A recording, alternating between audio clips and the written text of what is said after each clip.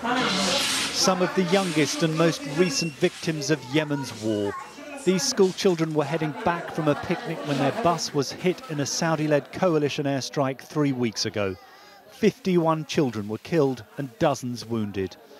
Today, a UN expert panel found all sides in the 3-year-old conflict are responsible for violations of international law, which may amount to war crimes. Individuals in the government of Yemen and the coalition, including Saudi Arabia and the United Arab Emirates, may have conducted attacks in violation of the principles of distinction, proportionality and/or precautions, which may amount to war crimes. The report says Saudi-led coalition airstrikes caused the most direct civilian casualties, hitting markets, funerals, weddings and medical facilities.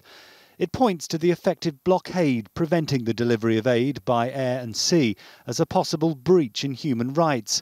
And it highlights the role of the Houthi rebels, who the UN also accuse of impeding the delivery of vital aid.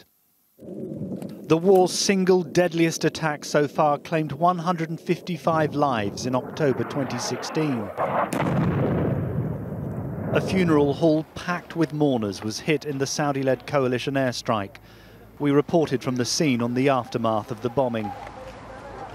Today's report calls for all countries to stop arming the warring sides. Britain sold £4.8 billion worth of weapons to Saudi Arabia in the first 2 years of the war. The use of munitions provided by countries like the UK in a conflict that is causing so many civilian children as casualties should be looked at seriously. So I don't think the two can be indivisible. Aid and the use of the weapons that are causing the suffering that aid is trying to address need to be brought together. The UN panel says as Yemen's war grinds on with its deadly humanitarian consequences, including 8.4 million people on the brink of famine, the total disregard for the suffering of its people continues. Neil Connery, News at 10.